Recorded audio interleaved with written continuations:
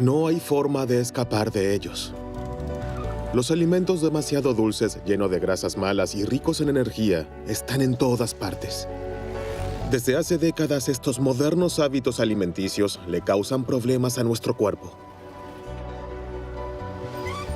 ¿Pero qué hay del cerebro? ¿Perjudica una mala alimentación también nuestra salud mental, nuestro estado de ánimo y nuestra capacidad cerebral? Sabemos que la comida chatarra engorda, pero también puede atrofiar el cerebro. Entre tanto, también los investigadores del cerebro estudian las consecuencias de nuestros hábitos alimenticios. Una alimentación alta en grasas y rica en azúcar produce cambios a largo plazo en ciertas zonas del cerebro. Esta ciencia, aún joven, revela una nueva faceta de nuestra alimentación. Con un aumento en la ingesta de grasas y azúcar, el cerebro se reprograma. Por lo tanto, lo que pasa por nuestra cabeza también depende del contenido de nuestro plato.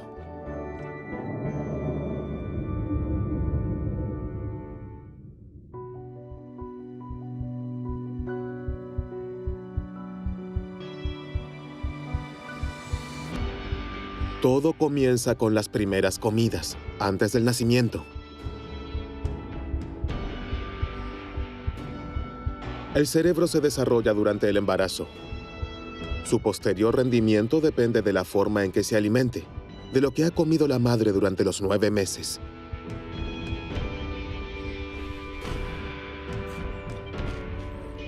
Hace tiempo que se conocen las consecuencias de una mala alimentación para la salud del feto.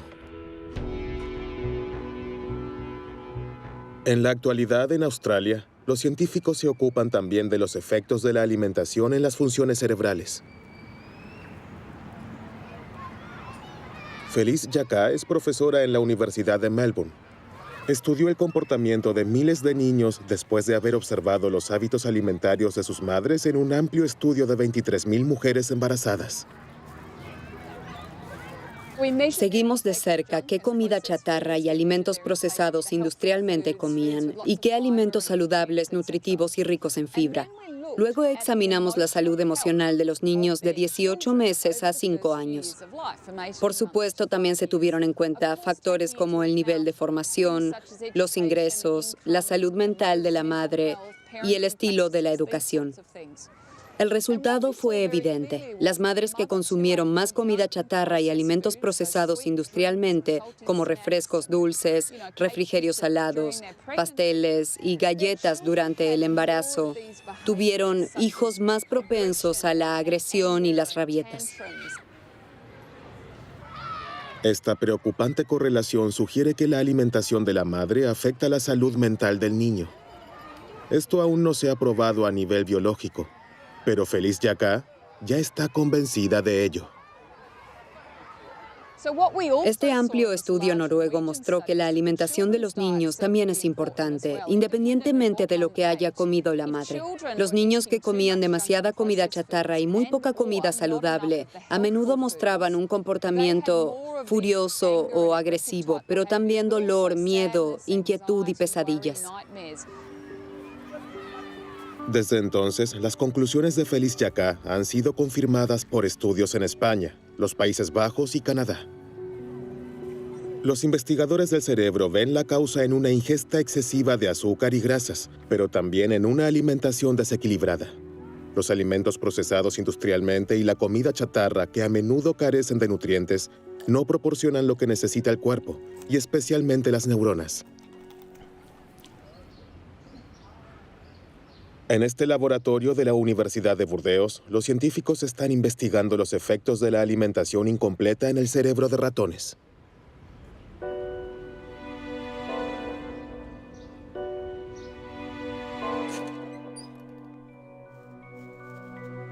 Este experimento se usa para medir las reacciones de miedo. El animal tiene la opción de poder explorar la parte iluminada o esconderse en la sombra. Por lo general, el ratón siempre se toma el tiempo para explorar el área iluminada. Sin embargo, este ratón tuvo que prescindir de los ácidos grasos omega 3 durante su desarrollo. Estas son las grasas buenas, que se conocen principalmente por su influencia positiva en el corazón y las arterias.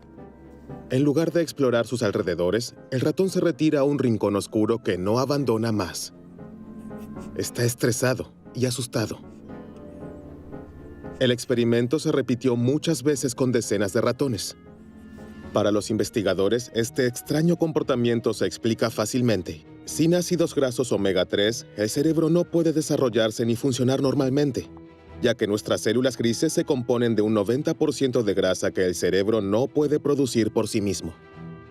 En el cerebro se encuentran junto al tejido graso las mayores cantidades de ácidos grasos poliinsaturados. Estos ácidos grasos son indispensables y como el organismo no puede producirlos por sí mismo, tenemos que ingerirlos con nuestra comida. El pescado graso, las entrañas, los aceites vegetales, las semillas y los frutos secos han sido desde hace mucho tiempo los que más aportan omega 3 a los seres humanos. Pero estos alimentos se han vuelto poco frecuentes en las cocinas de los países industrializados. La cantidad de ácidos grasos omega 3 que llega al cerebro es clave para el desempeño de sus células, pues a medida que las membranas absorben estos ácidos grasos, mejoran sus propiedades eléctricas. Las neuronas que son ricas en ácidos grasos omega 3 transmiten la señal más rápido y la red es más eficaz. En el caso de deficiencia de ácidos grasos omega 3, el funcionamiento del cerebro puede verse afectado. Grandes sectores de la población muestran una deficiencia en ácidos grasos omega 3. Por eso es importante asegurarse de una ingesta suficiente, especialmente en ciertas etapas como durante el desarrollo, cuando el cerebro necesita grandes cantidades de estos ácidos grasos. Esto también cuenta en la adolescencia, porque en esta etapa los hábitos alimenticios cambian a menudo. También en la vejez, cuando el cerebro absorbe menos los ácidos grasos omega 3, se debe aumentar la ingesta. Por eso, para que el cerebro funcione a toda velocidad, deben evitarse especialmente las deficiencias en la alimentación. Pero se debe disponer de los nutrientes adecuados y la comida debe ser variada. ¿Qué le sucede a las neuronas cuando la alimentación es pobre en nutrientes y sobre todo consiste siempre en lo mismo? El hámster europeo, que estuvo extendido durante mucho tiempo aquí en las tierras bajas de Alsacia, se enfrenta exactamente a este problema. Desde los años 60 hemos observado una disminución en la población de hámsters que ahora está en peligro de extinción. Al mismo tiempo, el cultivo de maíz ha aumentado cada vez más. Carolina Vold se preguntaba si la caída de la población de hámsters podría deberse al repentino exceso de oferta de maíz. Por ello, en un experimento de laboratorio, alimentó a sus hámsters exclusivamente con este tipo de grano. Durante la temporada de apareamiento, observamos trastornos de conducta en las hembras que se manifestaron en un alto nivel de agresividad y sensibilidad al ruido.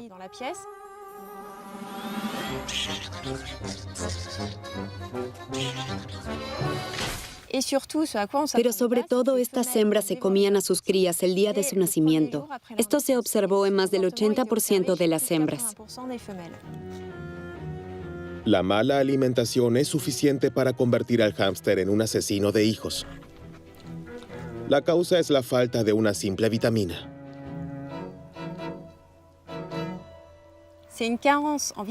Este comportamiento inusual se debe a una falta de vitamina B3, porque después de haber enriquecido su dieta a base de maíz con esta vitamina, mostraron un comportamiento normal. Comenzaron a amamantar a sus crías tan pronto como estuvieron bien nutridas.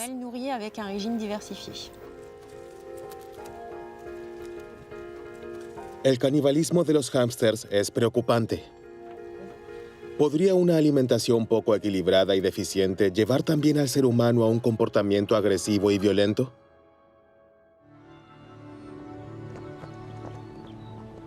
Ab Sahlberg es doctor en psicología y asesor político del Ministerio de Justicia. Su área de especialización, alimentación y delincuencia.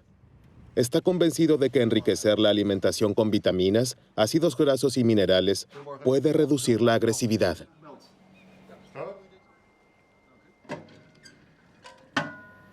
Esta hipótesis es difícil de verificar en la vida normal, porque nuestro comportamiento y nuestros impulsos están determinados por numerosos factores y circunstancias. Las cárceles parecen ser un entorno casi ideal para la investigación de la alimentación, porque allí no intervienen numerosos parámetros. Hicimos un estudio aquí en los Países Bajos con jóvenes prisioneros en 8 cárceles diferentes. Después de enriquecer su alimentación con vitaminas, minerales y ácidos grasos por 3 meses, examinamos los efectos en su comportamiento. Hubo 2 métodos diferentes de medición.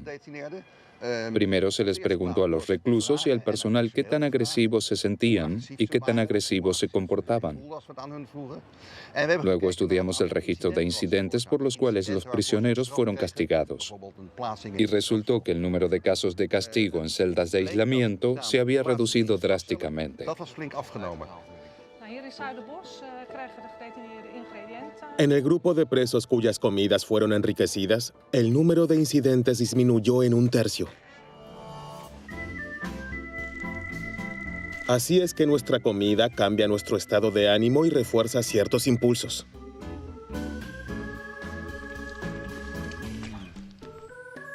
Pero ¿puede la alimentación influir también en las decisiones que creemos tomar libremente?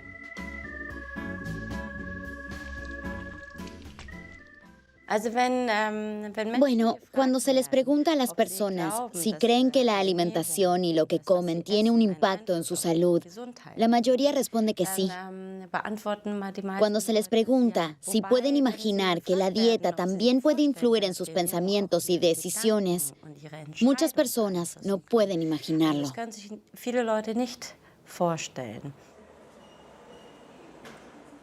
Pero eso es exactamente lo que ha demostrado por primera vez So-Yeon Park del Instituto de Psicología de la Universidad de Lübeck. Sus estudios han revelado el mecanismo por el cual la alimentación puede influenciar nuestros pensamientos. Con este fin, la investigadora desarrolló un experimento muy original. Imaginemos el siguiente dilema. El dinero sobre la mesa debe dividirse en 2 cantidades. Pero es su compañero de juego, un desconocido, quien decide esta división. Te daré 2 euros y me quedaré el resto. Si acepta esta oferta injusta, obtendrá algo de dinero, pero mucho menos que él. Si la rechaza, ambos se van con las manos vacías. ¿Qué elegiría? ¿Acepta la oferta y toma los 2 euros, aunque se sienta engañado? ¿O la rechaza y se va con las manos vacías, pero con la frente bien alta? Sorprendentemente, que tome el dinero o no depende de lo que haya comido antes.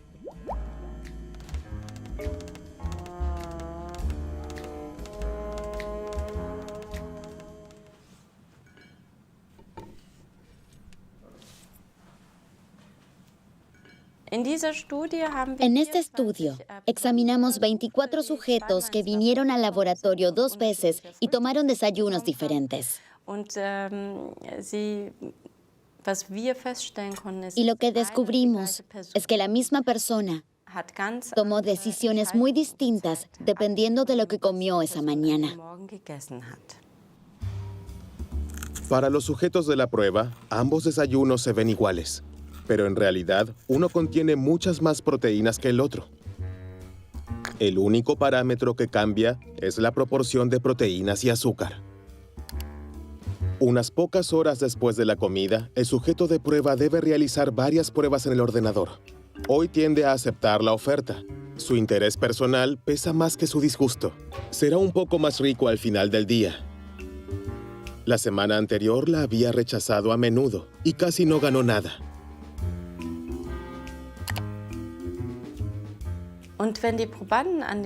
Si los sujetos tenían más proteínas en sus desayunos esa mañana, también fueron más tolerantes ante una oferta injusta. Y si tenían más carbohidratos en el desayuno, eran más sensibles a las ofertas injustas. Si el contenido de proteína es bajo, los sujetos de prueba rechazan las ofertas injustas en promedio 2 veces más. Pero ¿cómo se puede explicar este sorprendente resultado? En busca de evidencia biológica para su observación, los científicos realizaron análisis de sangre.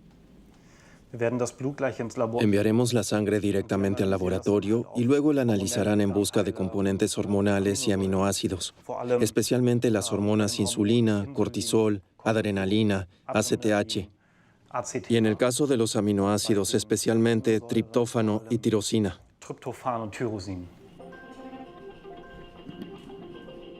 La sustancia más importante en esta lista es la tirosina. Este aminoácido es la sustancia precursora de la biosíntesis de una proteína que es fundamental para las funciones cerebrales, la dopamina. Este neurotransmisor garantiza la comunicación entre las neuronas responsables de la motivación y la disposición a correr riesgos. Los resultados del análisis de sangre muestran que los sujetos cuya sangre contiene más tirosina tienen más probabilidades de aceptar la oferta injusta.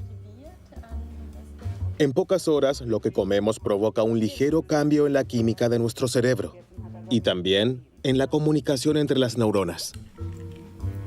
Esto es suficiente para influir en ciertas decisiones.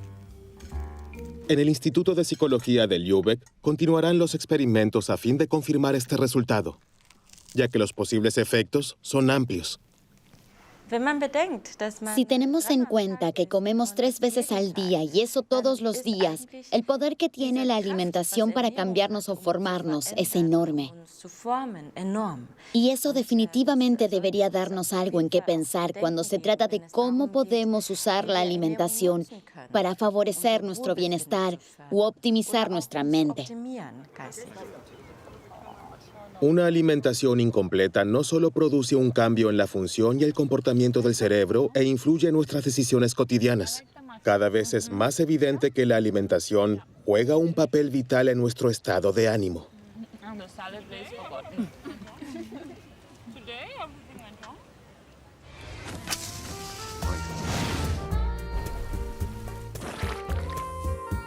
Pero ¿qué pasa con la comida chatarra rica en azúcar y grasas malas? ¿Qué pasaría si no ingiriéramos nada más que eso?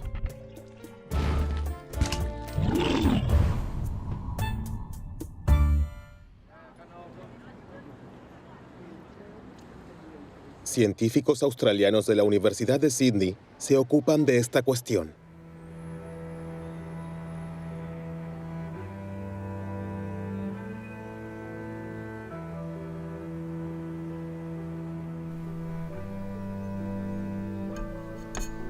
Margaret Morris dirige el único laboratorio en el mundo donde las ratas se alimentan con los alimentos producidos industrialmente que se pueden encontrar en supermercados o cadenas de comida rápida barata.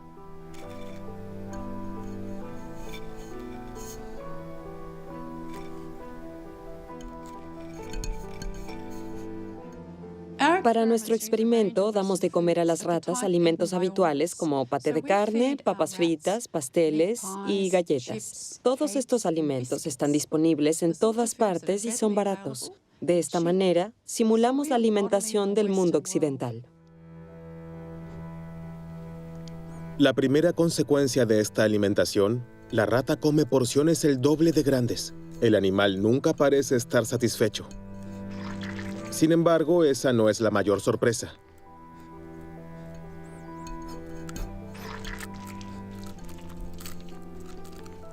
Estamos particularmente interesados en los efectos de esta alimentación en la memoria de los animales. Los medimos con la ayuda de una conocida prueba de comportamiento de reconocimiento de objetos. Para esta prueba, la investigadora coloca algunos objetos en la jaula de una rata. La rata inmediatamente comienza a inspeccionarlos porque los roedores son muy curiosos por naturaleza. Una vez que el animal ha explorado todo y ha memorizado su entorno, se aparta momentáneamente. Movemos un objeto y volvemos a colocar a la rata en la jaula.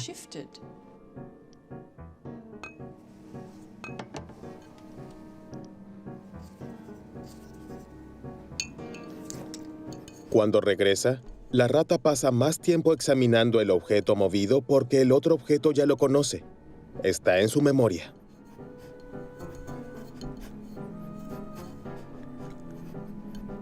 Sin embargo, las ratas sobrealimentadas muestran un comportamiento diferente. Los animales que reciben alimentos muy ricos en grasas o azucarados o ambos reconocen el objeto movido con menos frecuencia. A diferencia de las ratas sanas, dedican aproximadamente la misma cantidad de tiempo a examinar ambos objetos. Esto indica un daño en la memoria espacial.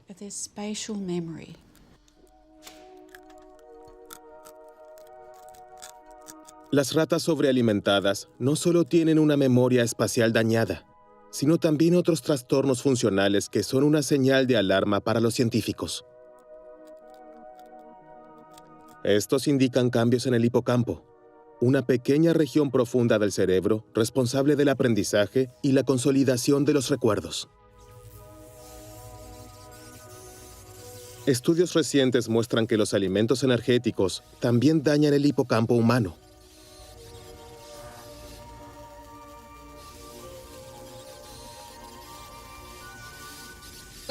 Observamos, por ejemplo, que la calidad de los alimentos afecta al tamaño del hipocampo y también al volumen de materia gris y blanca.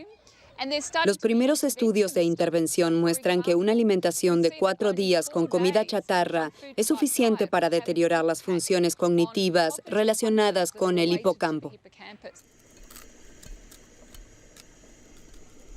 Ahora, Margaret Morris está tratando de averiguar cómo los alimentos energéticos dañan el cerebro de sus ratas y reducen su rendimiento. Tiene una hipótesis. El consumo excesivo de grasa y azúcar desencadena una reacción inflamatoria que se propaga a las neuronas.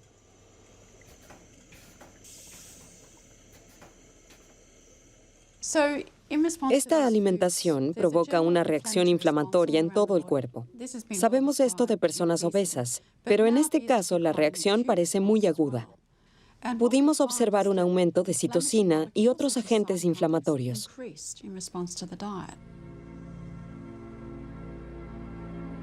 Una alimentación demasiado abundante desequilibra el sistema inmunitario. Este se defiende y desencadena una reacción inflamatoria, especialmente en el tejido adiposo.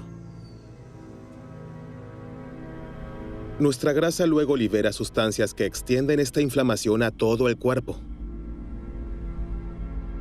Hasta ahora, se supone que las neuronas están libres de este fenómeno porque están protegidas por la llamada barrera hematoencefálica. Esta membrana rodea los vasos sanguíneos y normalmente protege el cerebro. Creemos que esta inflamación creciente podría extenderse desde el cuerpo hasta el cerebro. Esto podría deberse a que la alimentación daña y hace permeable la barrera hematoencefálica, que de otro modo protege al cerebro de las sustancias proinflamatorias, de modo que estas sustancias se introducen en el cerebro. De esta manera, la inflamación penetra en las meninges y allí causa un fenómeno particularmente sorprendente. En su laboratorio, Sophie Laye demostró recientemente que ciertas células inmunes en el cerebro de sus ratones sobrealimentados, las células microgliales, comienzan a comerse las neuronas.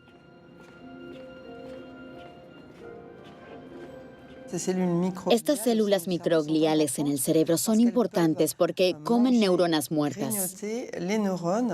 Sin embargo, si se descontrolan debido a una alimentación desequilibrada, también comienzan a comerse las neuronas vivas. Si esto adquiere proporciones extremas, contribuye de manera decisiva a la destrucción de las redes neuronales y de las neuronas funcionales que en realidad están sanas. Esta reacción de las células microgliales pudo filmarse in vitro. Las imágenes muestran la energía con la que trabajan. Los rojos son fragmentos de las neuronas que se comen. En el caso de un ratón obeso, su actividad aumenta frenéticamente. Ahora se sospecha que este fenómeno perjudica significativamente la función cerebral.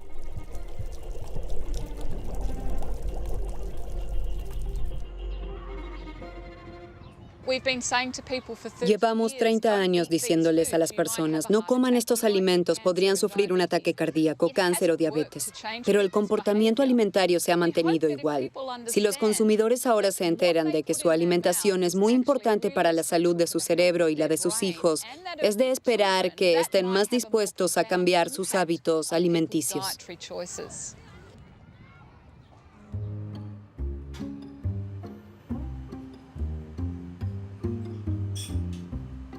Microscopio, mini pipeta y un dispositivo de registro altamente sensible, Xavier Fioramenti posee todas las condiciones técnicas para medir la actividad eléctrica de una sola neurona.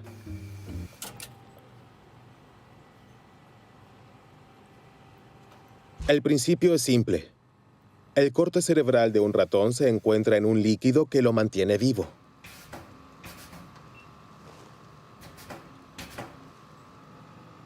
El investigador acerca cuidadosamente su electrodo. Es una tarea particularmente difícil. Ahora llevo la pipeta hacia el cerebro y la acerco a la neurona hasta que hay un contacto. Ya está. Ahora mediremos la actividad eléctrica de las neuronas.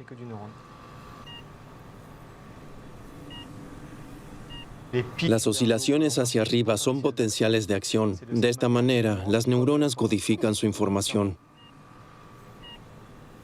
El tiempo que pasa entre cada oscilación representa el mensaje que envía la neurona. Ahora aumentaremos la concentración de glucosa en el líquido. Veamos si esta célula reacciona. Como puede observarse, esta célula reaccionó al aumentar la actividad eléctrica. El potencial de acción es más fuerte que antes de aumentar el contenido de glucosa. Esta señal es de una sola célula. Sin embargo, en el cerebro, todas las neuronas están conectadas entre sí. Los científicos suponen, por tanto, que la glucosa altera la actividad de todas las áreas del cerebro responsables de las sensaciones y el placer.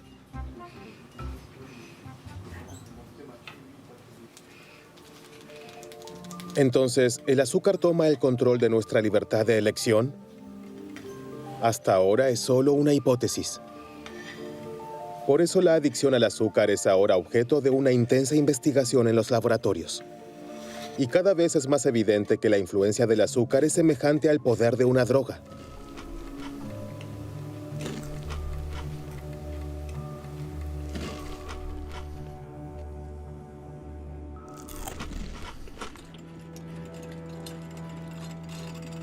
Serge Ahmed fue uno de los primeros en probar esto con un experimento muy sencillo.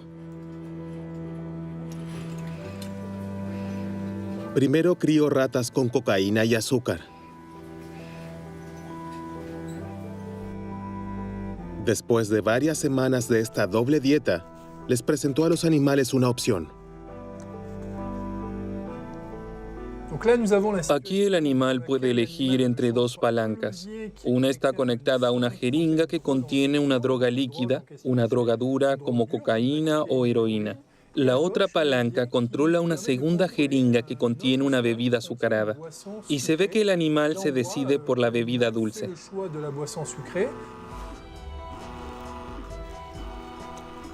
Las ratas eligen agua azucarada 4 veces más a menudo que la droga. Aunque en el caso de la glucosa no hay riesgo de sobredosis, se ve claramente que el deseo no puede reprimirse. Este experimento muestra que el azúcar tiene un potencial adictivo más alto de lo que pensábamos anteriormente. Incluso puede ser más adictivo que las drogas duras como cocaína y heroína.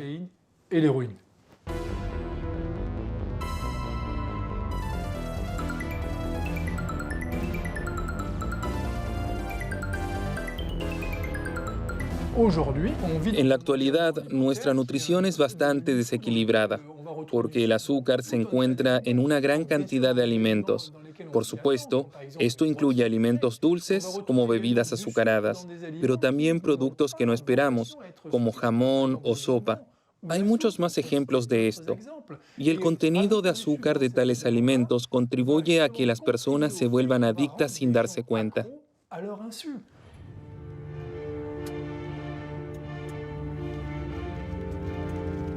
Aquí en el Oregon Research Institute se investiga el impacto de los alimentos azucarados en el cerebro humano.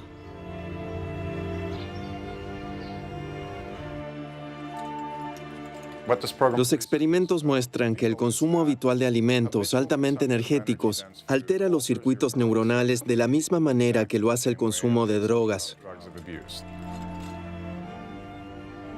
Eric Stice ha incorporado al estudio a 100 estudiantes, de los cuales la mitad comió helado regularmente todos los días, mientras que la otra mitad nunca comió helado. Todos vinieron al laboratorio a tomar un batido en una máquina de resonancia magnética, y de esta manera se les proporcionó a los investigadores una idea de su actividad cerebral. Le damos un batido de chocolate hoy y anotamos la actividad de su cerebro, en el momento en el que da un sorbo y justo antes de hacerlo. De esta manera, queremos descubrir más sobre las consecuencias neuronales del consumo de alimentos altamente energéticos. Con la ayuda de un tubo, el sujeto de prueba puede beber el batido sin mover la cabeza. Descubrimos que en el caso de las personas que nunca toman helado, el sistema de recompensa está muy activado, mientras que en los sujetos de prueba que toman helado todos los días, no pudimos observar prácticamente ninguna activación. Esto demuestra que la ingesta regular de alimentos muy altos en calorías reduce significativamente el placer del consumidor. El sistema de recompensa crea una sensación de placer. Reacciona de manera particularmente intensa al consumo de azúcar. Sin embargo, la ingesta excesiva de azúcar reduce su capacidad de respuesta, haciendo que la misma dosis de azúcar sea menos placentera en algún momento. Con su experimento, Eric Stice descubrió otro efecto que es más sutil y quizás incluso más peligroso. Al comer demasiado azúcar, el cerebro es hipersensible a las imágenes de alimentos.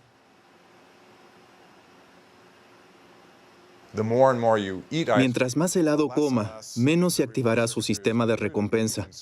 Por otro lado, reacciona mucho más intensamente a los estímulos que prometen un pronto consumo de helado, como cuando pasa con el coche por una heladería o ve un comercial en la televisión.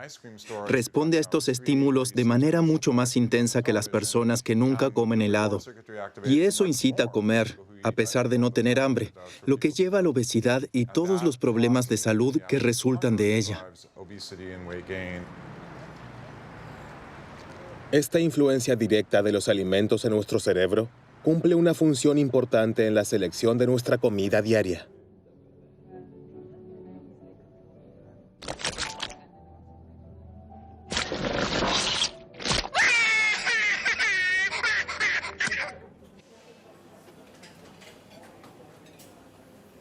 ¿Qué ocurre en el cerebro en el momento que elegimos un postre en lugar de un entremés o pescado en lugar de carne?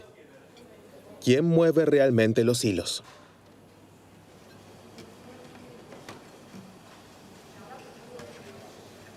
El laboratorio de Carlos Ribeiro está a la vanguardia en la investigación de nuestros hábitos alimenticios. Queremos encontrar todos los componentes, todos los genes, sustancias y neuronas que influyen en nuestro comportamiento alimentario. Para esto tenemos que observar efectos muy pequeños, apenas perceptibles. Un animal muy simple, la mosca, le permite ir por nuevos caminos y probar nuevas hipótesis. Para comprender el comportamiento de alimentación de la mosca, Carlos Ribeiro ha desarrollado un dispositivo con el que puede seguir en detalle las decisiones del insecto. Si la mosca toca la comida, podemos medirla aquí con este sensor. Este es el mismo sensor que también detecta el tacto en la pantalla de tabletas o teléfonos inteligentes. Solo que aquí no se toca la pantalla, sino la comida. De esta manera, podemos ver exactamente si la mosca opta por proteínas o por azúcar. Pero también investigamos cómo come, en qué cantidades, con qué rapidez y con qué frecuencia. Analizamos en detalle sus decisiones que son controladas por el cerebro. Con la ayuda de esta técnica, ha demostrado que la mala alimentación tiene una influencia decisiva en el comportamiento alimentario. Por supuesto, las moscas que han sido privadas de proteínas elegirán alimentos ricos en proteínas. Sin embargo, observando más de cerca, descubrió que este no es siempre el caso. A veces teníamos moscas que no mostraban un fuerte apetito por las proteínas. Quisimos encontrar la razón y comprobamos que las moscas que no estaban interesadas en las proteínas tenían ciertas bacterias intestinales.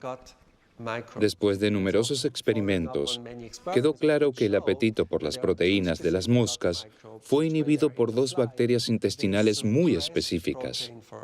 Estas dos bacterias tienen un gran impacto en sus decisiones alimentarias.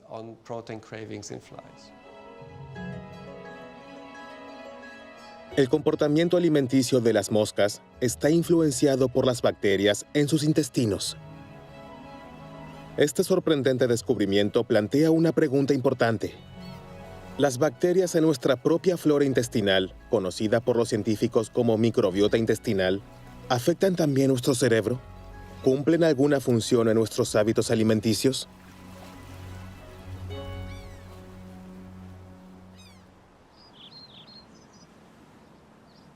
En la Universidad de Cork, en Irlanda, John Cryan es pionero en el estudio de la microbiota intestinal. Logró demostrar que las bacterias intestinales también influyen en ciertos comportamientos de los mamíferos.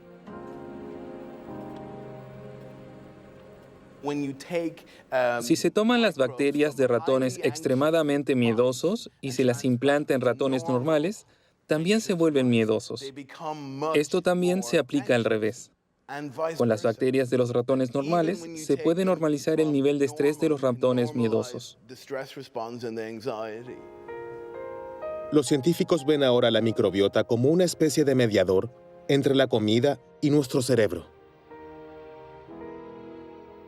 El factor que más influye en la composición de nuestra flora intestinal es la alimentación. La variedad de alimentos es crucial. Desde el nacimiento hasta la muerte determina la composición de nuestra flora intestinal. Recién estamos comenzando a comprender cuánto afecta nuestra alimentación a la flora intestinal y, por lo tanto, a nuestro cerebro.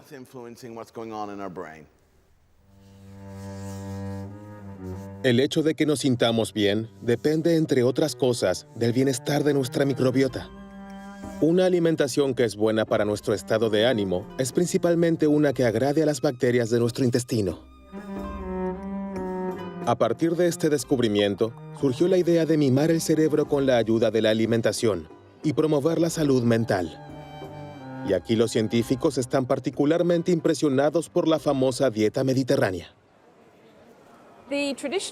La cocina mediterránea tradicional es muy rica en alimentos vegetales, muchos tipos diferentes de lechuga y verduras de diferentes colores, pero también frutas. Las legumbres, es decir, frijoles, lentejas y garbanzos, también son muy importantes. También hay frutos secos y granos, pescado y, por supuesto, aceite de oliva. El aceite de oliva es una parte muy importante de la dieta mediterránea. Creemos que esta amplia diversidad también conduce a una gran variedad de bacterias en nuestros intestinos. Y esta diversidad de la flora intestinal, a su vez, garantiza una buena salud.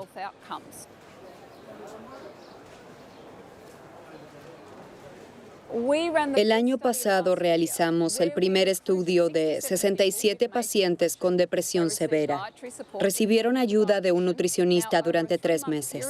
Al final los examinamos nuevamente y descubrimos que su cambio de alimentación estaba acompañado de una mejora en la depresión. Cuanto más estrictamente siguieron la dieta mediterránea, mejor se sintieron.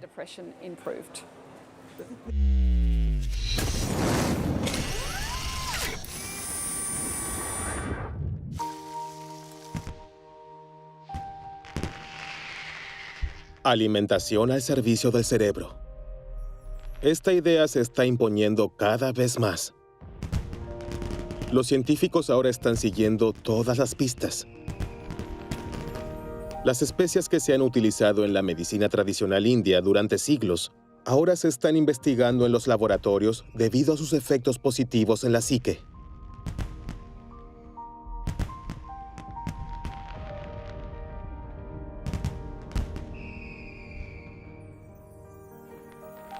Los frutos rojos también despiertan grandes expectativas. Los polifenoles que contienen son capaces de reactivar las neuronas dañadas.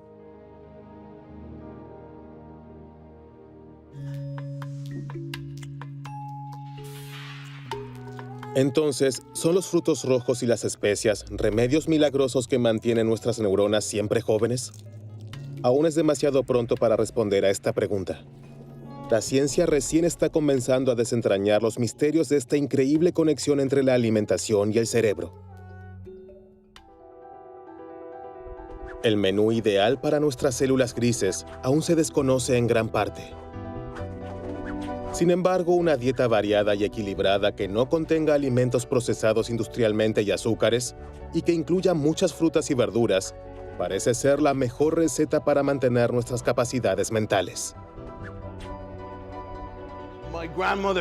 A mi abuela le gustaba decir, eres lo que comes, así que come bien. Y la ciencia comienza a reconocer cuánta razón tenía. ¿Podemos reducir la tasa de criminalidad previniendo las deficiencias en la alimentación? Es demasiado pronto para decir definitivamente que una alimentación saludable afecta nuestro comportamiento. Cuantas más barritas de chocolate comemos, mayor es la tentación, así que comemos más. Alimentamos el monstruo que llevamos dentro. Lo mejor que pueden hacer es alimentar a sus hijos de manera saludable y que no se acostumbren a esas porquerías. Acabo de decir porquería, lo siento.